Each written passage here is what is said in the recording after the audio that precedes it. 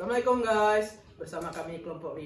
Di sini kami akan mengadakan podcast pertama kami, yaitu menceritakan tentang awal mula terjadinya G30 SPKI. Cekidot. Arah itu warnanya merah, Jenderal.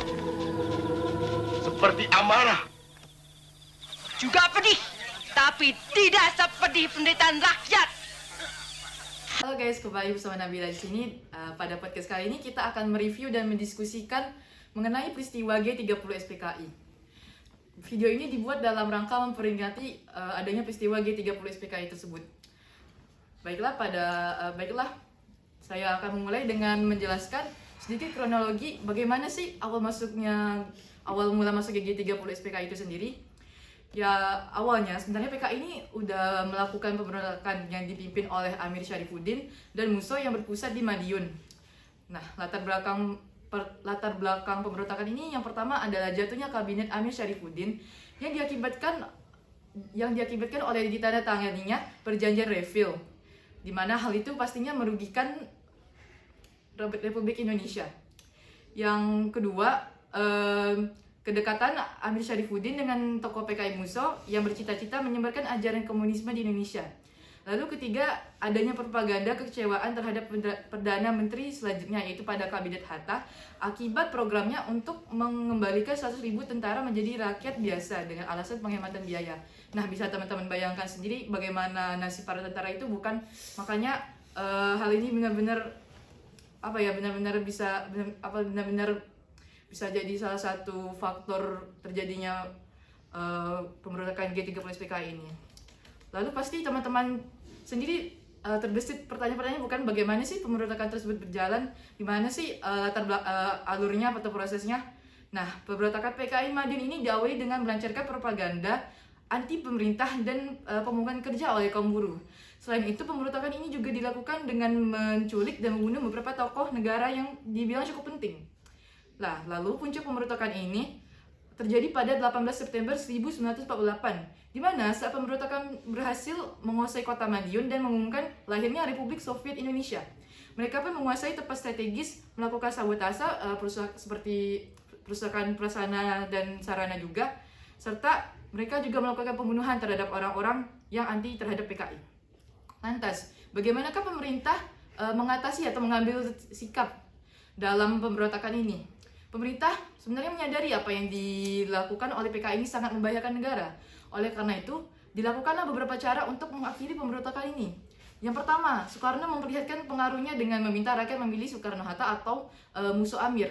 Yang kedua ada Panglima Besar Sudirman memerintahkan Kolonel Gatot Subroto di Jawa Tengah dan Kolonel Sungkono di Jawa Timur untuk menjalankan operasi penumpasan yang dibantu oleh para santri. Nah, pada tanggal 30 September ini, Madiun dapat diduduki lagi oleh Republik Indonesia dan beberapa anggota PKI melarikan diri, seperti Musso yang melarikan diri, yang terbunuh dalam pertempuran, sedangkan Amir Syarifuddin ini ditangkap dan ditembak mati. Lalu sebenarnya pemerintah ini sudah menumpaskan PKI secara tuntas belum sih? Ternyata belum, teman-teman. Masih ada sisa-sisa dari anggota PKI itu sendiri. Nah, pada akhirnya mereka pun kembali lagi pada tahun 1955, di mana mereka akhirnya mengikuti sebuah pemilu dan berhasil menjadi partai kebesar keempat di Indonesia. Karena mereka sendiri akhirnya bisa jadi partai yang terbuka dan aktif sehingga bisa menduduki fungsi penting dalam politik itu sendiri. Terutama pas doktrin Naskom itu ya, maksudnya doktrin Naskom yang diperkenalkan kembali oleh Bung Karno pada tahun 60. Nah, lalu ada beberapa hal lain yang menyebabkan mencuatnya gerakan yang menewaskan para jenderal ini adalah ketidakharmonisan hubungan antara TNI dan juga PKI. Nah, banyak orang yang berteori atas peristiwa G30 SPKI ini, di mana mereka melakukan pembalasan dendam terhadap 7 jenderal yang telah memerangi mereka pada tahun 1948 sebelumnya. Dan 7 jenderal ini mengira kalau PKI itu udah tuntas habis, ternyata belum, dan akhirnya mereka mendapatkan pembalasan itu tahun 1955. Lalu juga ada teori lainnya seperti peran Soeharto sebagai jenderal yang juga dicurigai oleh masyarakat. Karena pasalnya pada saat itu Soeharto itu punya pangkat ya gender, tapi dia nggak melakukan aksi apa-apa, nggak berusaha untuk menumpas atau mengadili PKI tersebut, dikarenakan diduga Soeharto ini sebenarnya oportunis, tapi dia tidak memiliki dasar atau bukti untuk mengadili mereka. Oke, mungkin itu review sejarah singkat terjadinya G30 SPKI. Pada podcast kali ini kita kedatangan teman-teman mahasiswa yang luar biasa nih, teman-teman saya dari Unsri Prodi Akuntansi yang akan menemani saya dalam podcast kali ini. Di sini ada Putri, Yusuf, dan Bayu. Halo semuanya. Bisa saya mulai pertama dari Putri sendiri ya. Bagaimana nih pendapat Putri tentang komunis yang sempat masuk ke Indonesia? Nah, pada saat itu kan mereka pasti sempat menodainya nilai ideologi Pancasila kita ya. Apakah hal tersebut juga bertentangan? Oke. Jadi seperti yang kita tahu ya, bahwa G30 SPK ini kan memiliki ideologi komunis yang mana sangat bertentangan dengan Pancasila. Contohnya pada sila pertama ketuhanan. Nah, ideologi komunis itu tidak terlalu mementingkan adanya Tuhan. Jadi maksudnya tuh mereka tuh terlalu mementingkan kepada dunia daripada akhiratnya. Jadi menurut saya, jika suatu negara itu tidak memiliki suatu pedoman hidup ya yang berlandaskan agama, maka negara tersebut tuh dapat dikatakan sedang tidak baik-baik saja. Seperti contohnya kayak kita aja nih, negara Indonesia yang menganggap keberadaan Tuhan, tapi masih aja ada oknum-oknum yang melanggar aturan seperti itu. Apalagi pejabat-pejabat politik kan yang melakukan korupsi dan juga tidak mendengarkan atau mengindahkan aspirasi rakyatnya. Kemudian pada sila kedua yang kemanusiaan dan beradab itu menurut saya sangat melanggar ya, karena seperti yang kita tahu, kalau misalkan negara komunis itu kan kebanyakan yang memiliki aturan yang ketat dan juga tidak manusiawi dan tidak wajar. Tapi walaupun aturan-aturan tersebut tidak sesuai dengan apa yang diinginkan masyarakat itu diharuskan dan diwajibkan untuk mematuhi aturan tersebut, sehingga sangat-sangat menyimpang dari sila kedua kemanusiaan. Jadi jika mereka tidak mengindahkan perintah yang dibuat, maka tentunya mereka akan dihukum seperti itu. Dan hal ini tuh sangat membuat rakyatnya menjadi menderita dan tertekan. Terus sila ketiga itu kan yang kesatuan. Jadi Indonesia ini kan masyarakatnya beragam budaya, terus juga ada agama. Nah, menurut saya sendiri Pancasila ini sudah sesuai dengan kondisi masyarakat kita yang multicultural dan juga yang beragam agama. Jadi kalau misalkan komunis itu kan ideologinya kan nggak mentingin Tuhan ya. Nah, jika komunis ada di Indonesia dan dia berideologi seperti itu, maka Indonesia tuh akan sulit untuk bersatu, karena tentunya masyarakatnya tidak dibebaskan untuk memilih kepercayaan dan keyakinan masing-masing, dan juga tidak memiliki kebebasan untuk beragama sesuai dengan apa yang mereka yakini. Jadi sangat-sangat merugikan masyarakat ya, dapat kita simpulkan. Lalu sila keempat, kerakyatan yang dipimpin oleh hikmah, kebijaksanaan, dan pemusyawaratan perwakilan. Nah, pada dasarnya kan suatu negara itu kan memerlukan suatu musyawarah dalam mencapai suatu mufakat. Maka dari itu, jika ideologi komunis diterapkan, maka rakyat itu akan sulit untuk mengemukakan pendapat, di mana hal ini tuh dapat memecahkan masyarakat, dan negara sendiri itu sudah pasti akan hancur dan mengalami kekacauan, karena penyebab dari itu tuh bisa mengakibatkan masyarakatnya itu memberontak dan tidak menuruti aturan-aturan yang dibuat oleh pemerintah. Jadi kan mengenai sila kelima Pancasila, keadilan sosial tuh menurut saya ya, ideologi komunis ini kan merupakan ideologi yang ingin menyamaratakan derajat setiap rakyatnya.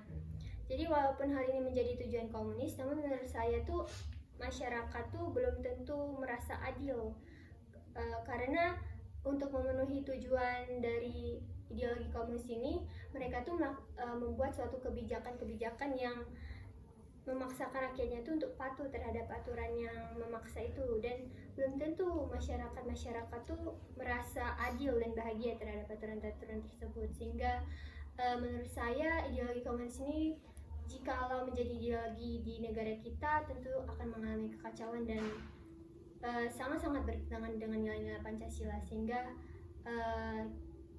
kita tidak bolehlah untuk menganut ideologi itu. Oke, jadi itu ya menurut Putri sendiri.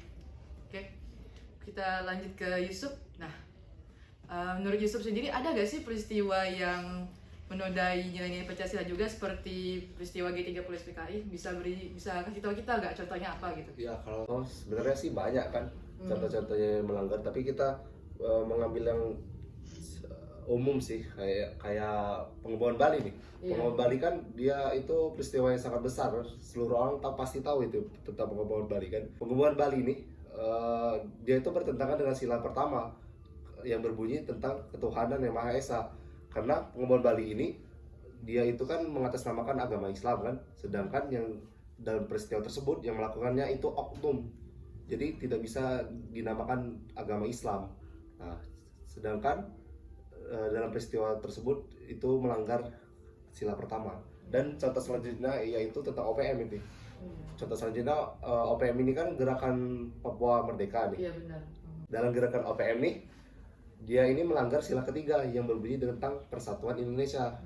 Nah, kan OPM ini kan mau merdeka kan. Ya, Nah, sedangkan kan? sila ketiga itu berbunyi tentang Persatuan Indonesia, jadi sangat bertentangan. Ya, contohnya 2 contoh itu aja udah ada. Udah penting banget ya, Iya, jadi iya. mewakilin banget. Oke. Nah, selanjutnya nih buat Bayu, kalau menurut Bayu sendiri sebagai mahasiswa kan apa sih hal yang bisa kita lakuin supaya kita bisa mencegah atau menghindari penyimpangan-penyimpangan yang misalnya bakal terjadi gitu ke depannya? Mungkin yang pertama, memperdalam pendidikan kewarganegaraan Iya benar. atau civic education dengan memperdalam apa itu Pancasila, NKRI, UUD 1945, bahkan Bhinneka Tunggal Ika. Iya benar. Dari adanya pendidikan kewarganegaraan ini, diharapkan para pemuda seperti kita ini dapat menjunjung tinggi dan menerapkan dalam kehidupan sehari-hari berdasarkan nilai-nilai luhur bangsa yang bersifat kearifan lokal, yang seperti menjunjung tinggi toleransi, kejujuran, gotong royong, dan cinta tanah air. Mungkin yang kedua itu mengarahkan para pemuda seperti kita ini mengisi kepada aktivitas-aktivitas yang berkualitas, baik itu di bidang akademis, sosial budaya, keagamaan, dan juga maupun olahraga. Diharapkan dari kegiatan-kegiatan yang berkualitas ini dapat memacu kita menjadi generasi yang berprestasi dan aktif dalam berorganisasi di lingkungan kita masing-masing. Dan juga diharapkan juga dari aktivitas-aktivitas yang diikuti para generasi seperti kita ini dapat mengantisipasi adanya pengaruh dari adanya ideologi paham radikalisme terorisme.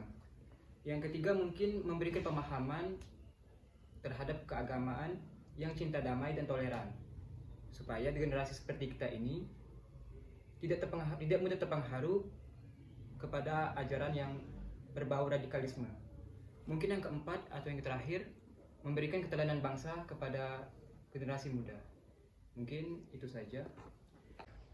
Oke, bener banget tuh kata Bayu, apalagi yang pertama tadi kan udah kita terapkan dalam kuliah ini, makanya di kuliah ini ada namanya matkul kewarganegaraan, bener nggak? Benar. Nah, oke, jadi benar-benar pendapat teman-teman tadi benar-benar luar biasa banget, benar-benar meng-highlight banget dari peristiwa G30 SPKI ini, dan semoga pendapat-pendapat dari teman-teman saya tadi bisa memberi pemahaman baru buat penonton-penonton sekalian. Terima kasih sudah menonton podcast ini dan sampai jumpa. Dadah. Oke guys, itu tadi video podcast dari kelompok 5. Semoga bisa diambil hikmahnya dan juga bisa terhibur. Dan jangan lupa like, komen, dan subscribe. Assalamualaikum warahmatullahi wabarakatuh. Bye-bye.